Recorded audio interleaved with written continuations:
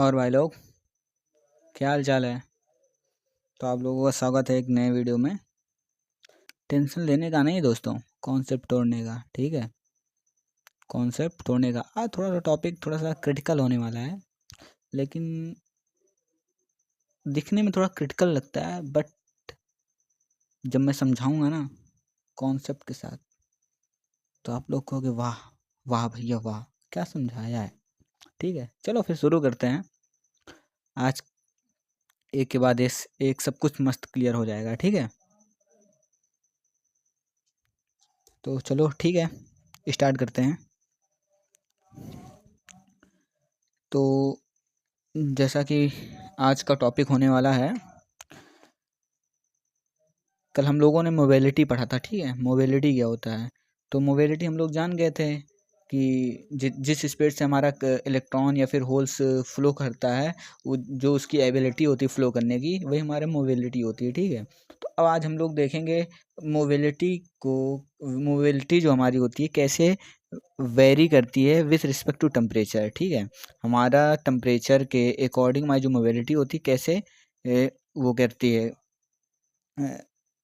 कैसे वेरी करती है। ठीक है, तो जैसे कि ये ग्राफ दिखा है तुम लोगों को, ये वाई एक्सिस है और ये हमारा एक्स एक्सिस है। एक्सिस हमने टी ले रखा है लॉग में, लॉग वैल्यू। ठीक है, जो हम जानते हैं कि लॉग वैल्यू जो होती है हमेशा कम होती है। ठीक है, जो एक्चुअल वैल्यू से, जैसे मान लिया हम टी की वैल्यू 100 ले लेते हैं। ठीक है, और टी की वैल्यू हम 10 ले लेते हैं। अगर लॉग 10 की वैल्यू हम देखें कितनी होती है बच्चों, लॉग 10 की वैल्यू कितनी होती है, 1 होती है। अगर लॉग 100 की वैल्यू देखें तब कितनी होती है, लॉग 100 की वैल्यू कितनी होगी, लॉग 100 की तो ये हमारी हो जाएगी लॉग 10⁻²। टू बाहर आ जाएगा तो इसकी वैल्यू हो जाएगी 2 log 10। फिर log 10 की वैल्यू 1 होती है, 2 × 1 = 2 हो जाएगा। ठीक है, तो ये हमारी लॉग की वैल्यू देखो, 100 को किस में तोड़ दिया, 2 में, वैल्यू 2 आ रही है। और लॉग की वैल्यू 100, हम टी की वैल्यू कितनी थी, 100, 100 पे कितना 2 आ रहा है। तो ये हमारी जो ये जो दिया गया है, ये हमारा लॉग की वैल्यू दी हुई है। ठीक है, टेंशन लेने का नहीं है। ठीक है, टेंशन देने का। ठीक, तो हम लोग समझते हैं, जो हमारा म्यू होता है यहाँ पास, मोबिलिटी 3/2 के हिसाब से वेरी करता है। इधर म्यू जो होता है T⁻³ से वेरी करता है। ठीक, तो देखो हमारा जो मोबिलिटी होती है और टेम्परेचर के अकॉर्डिंग, ठीक है, वेरी कैसे करती है। तो हमारी मोबिलिटी होती है, सबसे पहले वो इंक्रीज़ होती जाती, इंक्रीज़ होते, फिर एक ऐसा टेम्परेचर आता है T1। ये मुझको नहीं पता कौन सा टेम्परेचर है, ये मुझे नहीं पता। ठीक है ना, आप लोगों को पता है। तो ये एक ऐसा टेम्परेचर, क्रिटिकल टेम्परेचर आएगा जिसके बाद हमारी जो, अगर हम टेम्परेचर बढ़ाते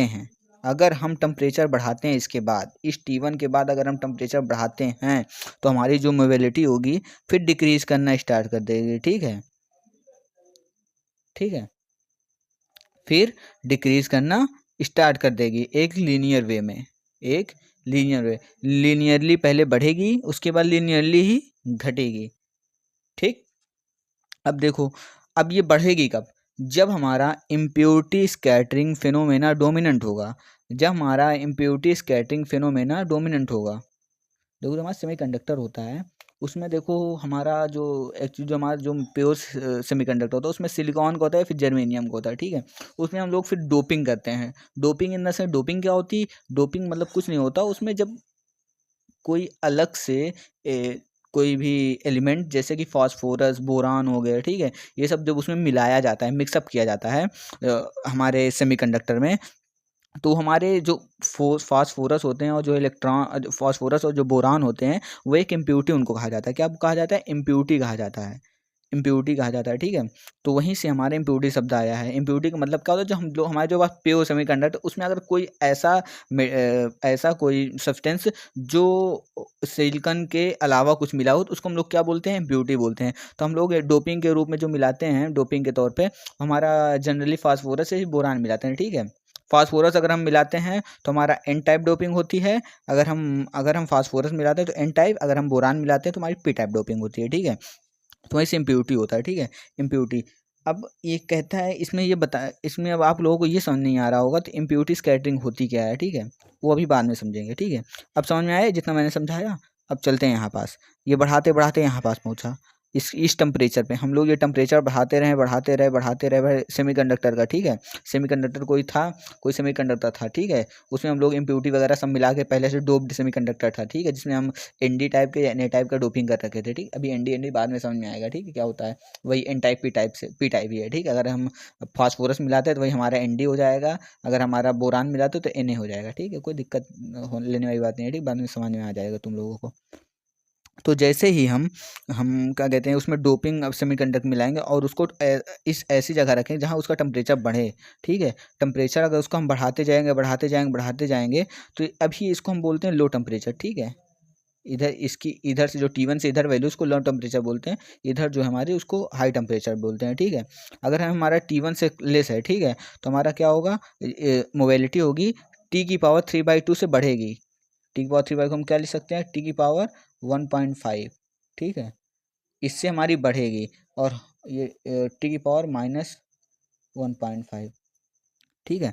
तो ये हमारी वैल्यू बढ़ेगी कहाँ तक, T1 तक, ठीक है। अगर इस टेम्परेचर तक हमारा टेम्परेचर हमने बढ़ाया यहाँ तक तो हमारा पहले मोबिलिटी बढ़ेगी, और जैसे इस टेम्परेचर पर इसके बाद भी हम अगर टेम्परेचर बढ़ाते हैं तो हमारा फिर लैटिस स्कैटरिंग फेनोमेना जो होते हैं डोमिनेंट हो जाएगी, या डोमिनेंट में प्रचुर मात्रा में, यानी कि हमारे लैटिस स्कैटरिंग की प्रचुरता बढ़ जाएगी, जिसकी वजह से हमारा जो मोबिलिटी होती है इलेक्ट्रॉन या फिर होल्स की घटने लगती है। यहाँ पर mobility of electron and holes की बढ़ती है, ठीक है। यहाँ पास इलेक्ट्रॉन और होल्स की मोबिलिटी बढ़ रही है, यहाँ पास घट रही है, ठीक। जैसे हम लोगों ने यहाँ पास किया mu is directly proportional to T⁻3/2, ठीक है। हम प्रोपोर्शनलिटी हटाएंगे तो कांस्टेंट आएगा K1 हमने लिखा, ठीक है, T⁻3/2। अब इसको हमने दोनों तरफ लॉग ले लिया, लॉग म्यू, और इधर हमारा लॉग क्या है, देखो लॉग एक प्रॉपर्टी होती है लॉग m/n, इसको हम क्या लिख सकते हैं, log m plus log n, और एक प्रॉपर्टी होती है लॉग m की पावर n, तो इसको हम लोग लिख सकते हैं n log m, ठीक है। केवल ये दो प्रॉपर्टी यूज हुई है, ठीक है, इसमें। तो देखो यहाँ पास m इंटू एन था, हम इसको मान लिया m है, ये हम मान लिया n है, तो m इंटू एन हो गया। अब यहाँ पास देखो पावर में लगा है तो पावर को बाहर कर लिया, log t हो गया। अब ये किसकी इक्वेशन टाइप दिख रहा है, y equal to m x plus c, y equal to m x plus c, ठीक है। y log u हो गया, m क्या हो गया 3/2 हो गया, m क्या होता है हमारा स्लोप होता है, ठीक है। ये हमारी लीनियर लाइन की इक्वेशन है, ठीक है, लीनियर की। तो ये क्या हो गया हमारा लीनियरली वेरी कर रहा है, ये हमारा लीनियरली वेरी कर रहा है, ठीक है, और लीनियरली डिक्रीज कर रहा है। अब देखे हैं लो टेम्परेचर, हमने क्या बताया कि ये जो T1 से इधर होता है वो लो टेम्परेचर होता है, ठीक है। तो at low temperature impurity scattering phenomena dominant होती है, ठीक है, डोमिनेंट होती है। एंड ड्यू टू दिस, और इसके कारण जो हमारे इम्प्यूरिटी स्कैटरिंग डोमिनेंट जहाँ पास होगी तो इसकी वजह से क्या होगा, हमारा जो क्या कहते हैं मोबिलिटी होगी इंक्रीज होगी, ठीक है। और जैसे कब इंक्रीज होगी, जब हम टेम्परेचर इंक्रीज करेंगे, जैसे धीरे धीरे टेम्परेचर इंक्रीज करेंगे T1 से लेस देन में, ठीक है, और टेम्परेचर इंक्रीज करेंगे तो हमारा क्या होगा, मोबिलिटी हमारी बढ़ती जाएगी, ठीक, समझ में आया? अब हम लोग चलते हैं लैटिस स्कैटरिंग फिनोमेना की तरफ। जैसे हाई टेम्परेचर, अब T1 से उधर हम जैसे जाएंगे उसको हम लोग क्या बोलते हैं, हाई टेम्परेचर बोलते हैं, ठीक है।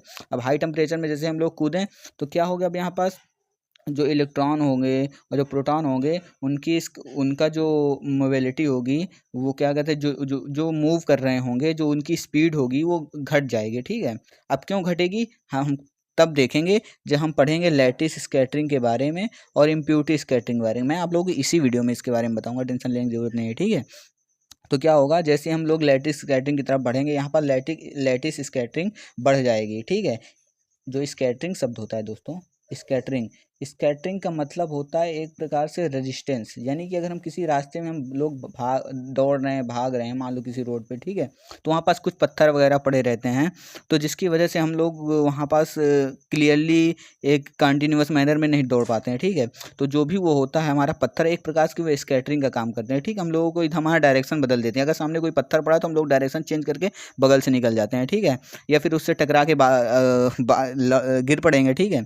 तो ऐसा होता है, तो वही हमारा क्या होता है, स्कैटरिंग होता है, वही शब्द है, ठीक है। यहाँ पास लैटिस की वजह से स्कैटरिंग होगी हमारे इलेक्ट्रॉन और होल्स की। यहाँ पास इम्प्योरिटी हम लोग मिलाए हैं इलेक्ट्रॉन और होल्स जो भी है हमारे पास, उसकी वजह से जो स्कैटरिंग होगी तो उसकी वजह से जो होगे तो हमारा यहाँ पास मोबिलिटी बढ़ता है और यहाँ पास हमारी मोबिलिटी क्या होती है, घट जाती है। ठीक है, तो जो हम अब देखो जो हमारा रूम टेम्परेचर होता है, रूम टेम्परेचर का वैल्यू कितनी होती है, 300 केल्विन होती है। ठीक है, और जिसको हम लोग सेल्सियस में बात करें 27 डिग्री सेंटीग्रेड होता है। ठीक है, सेंटीग्रेड होता है। तो अब जो रूम टेम्परेचर होता है वो लाई करता है हमेशा हमारा हाई टेम्परेचर। अगर हम कोई सेमीकंडक्टर अपने रूम टेम्परेचर पे रखे हैं, यानी कि जो जिस समय अभी हम लोग जिस सिचुएशन पे हैं अभी, ठीक है, अगर इसमें हम अपने इलेक्ट्रॉन कह रहा हूँ, सेमीकंडक्टर को रखते हैं इस सिचुएशन में, तो क्या होगा वहाँ पास, वो उसको हम क्या बोलते हैं, रूम टेम्परेचर बोलते हैं। ठीक है, उसको हम रूम टेम्परेचर, और उस टेम्परेचर पे हमारा कौन सा डोमिनेंट होगा, लैटिस स्कैटरिंग फिनोमेना। और उस केस में हमारा जो मोबिलिटी होती है हमारे सेमीकंडक्टर की घटेगी।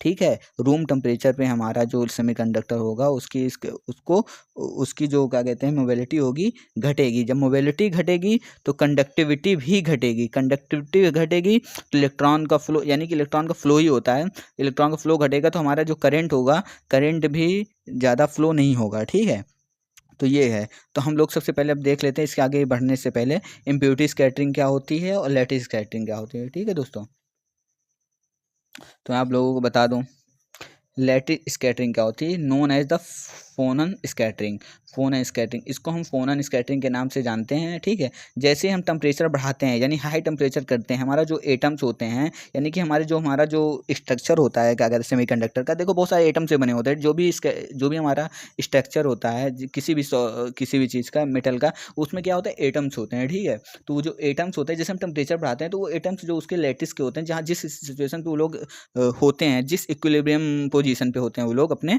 तो वहाँ पास क्या होता है, वो वाइब्रेट करना स्टार्ट कर देते हैं। ठीक है, वाइब्रेट करने लगे, ऐसे ऐसे ऐसे ऐसे वाइब्रेट करने लगेंगे। ठीक है, और इस जो हो थर्मल वाइब्रेशन, ये क्या, इसको क्या बोलते हैं, थर्मल वाइब्रेशन बोलते हैं। ठीक है, क्योंकि उसके वजह से आया, थर्मल वोल्टेज की वजह से। ठीक है, और थर्मल वोल्टेज की वजह से हमारा क्या, सॉरी थर्मल वोल्टेज का कह रहा हूँ यार, टेम्परेचर की वजह से। ठीक है, टेम्परेचर की वजह से वो जो वाइब्रेशन हो रहा है उस एटम्स का, उस एटम्स में जब वाइब्रेशन होगा तो उसकी वजह से, ठीक है, उसकी तरफ जो चार्ज इलेक्ट्रॉन्स और होल्स जो मूव कर रहे होंगे तो क्या होगा, वाइब्रेट होगा। मान लो इधर से इलेक्ट्रॉन आ रहा है, इधर से इलेक्ट्रॉन आ रहा है, ठीक है, और यहाँ पास वाइब्रेट हो रहा है, तो क्या होगा, इसमें इलेक्ट्रॉन और होल्स में क्या लगेगा, धक्का लगेगा। और जैसे धक्का लगा, ये अपन डायरेक्शन बदलेगा, या फिर क्या कहते हैं इधर उधर रैंडमली मोशन करना स्टार्ट है, जिगजैग मोशन में स्टार्ट कर देगा भागना। ठीक है, जिसकी वजह से क्या होता है, उसकी मोबिलिटी घट जाती है। ठीक है, मोबिलिटी घट जाती है टेम्परेचर के बढ़ने से। इसीलिए मैंने वहाँ पर लिखा mu is directly proportional to T⁻³ ठीक है, कोलिजन हो जाता है उनका। ठीक है,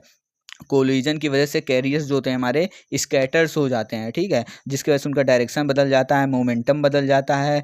ठीक है, उसके जब ये दोनों बदलेंगे तो मोबिलिटी अपने आप रिड्यूस हो जाएगी और कंडक्टिविटी भी घट जाएगी। ठीक दोस्तों, अब बातें इस इम्प्योरिटी स्कैटरिंग क्या होती है। जो हमारा डोप सेमीकंडक्टर, जैसे मैंने बताया इम्प्योरिटी क्या होती है, जब उसमें डोपिंग कुछ कर देते हैं तो हमारी इम्प्योरिटी होती है। ठीक है, तो जब डोप सेमीकंडक्टर होता है उसमें हम डोपिंग कर देते हैं, उसकी क्या कहते हैं फास्फोरस या बोरान की, तो क्या होता है, इम्प्योरिटी की वजह से जो हो उसमें इम्प्योरिटी आ जाते हैं। इम्प्योरिटी जो क्या कहते हैं, अब क्या होता है, वो जो पोटेंशियल उसमें इम्प्योरिटी की वजह से उसमें कुछ आयनाइज हो जाता है, पॉजिटिव आयन आ जाते हैं, निगेटिव आयन उसमें क्रिएट हो जाते हैं। ठीक है, जो उसमें पॉजिटिव आयन और निगेटिव आयन क्रिएट हो जाते हैं, जिसकी वजह से वहाँ पास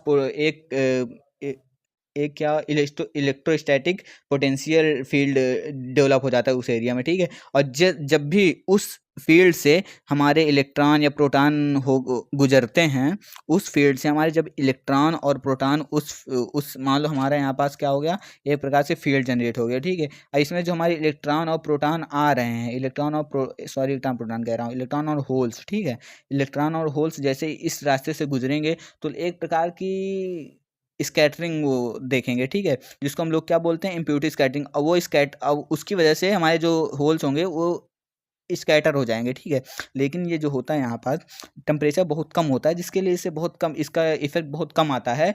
तो इफेक्ट बहुत कम आता है, लेकिन यहाँ पास इम्प्योरिटी स्कैटरिंग के कंपेरिजन में लैटिस स्कैटरिंग बहुत कम होती है।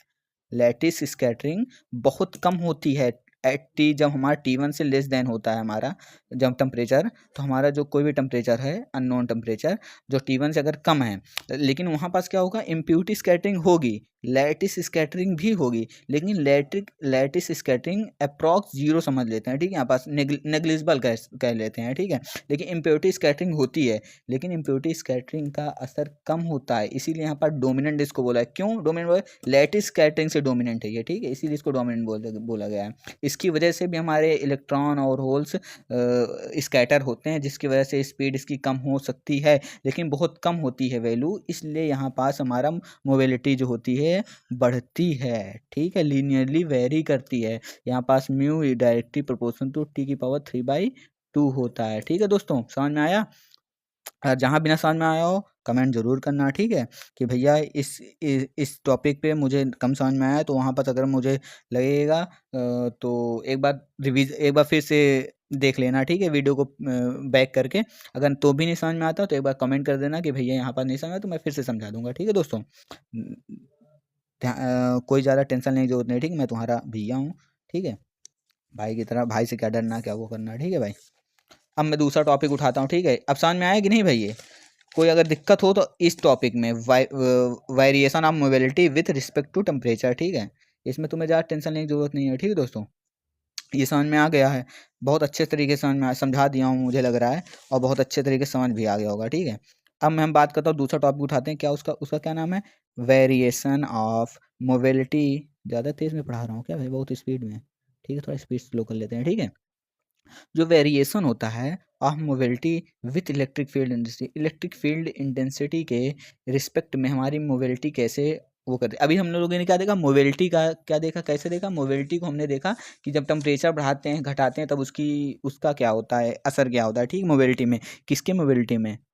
सेमीकंडक्टर में जो हमारे इलेक्ट्रॉन और होल्स हैं उनकी मोबिलिटी। ये मत भूल जाना, मोबिलिटी मोबिलिटी करते करते मोबिलिटी मोबिलिटी, भैया मोबिलिटी बोल रहा है, बस मोबिलिटी को ध्यान में रखो। तो अब हम लोग समझेंगे, इलेक्ट्रिक फील्ड हमने एक्स एक्सिस में लिया और मोबिलिटी हमने वाई एक्सिस में लिया, और वाई ई को जैसे जैसे हम बढ़ाएंगे तो उसमें हम उसके रिस्पेक्ट में हमारे म्यू में क्या चेंज हो रहा है वो हम देखेंगे, ठीक है।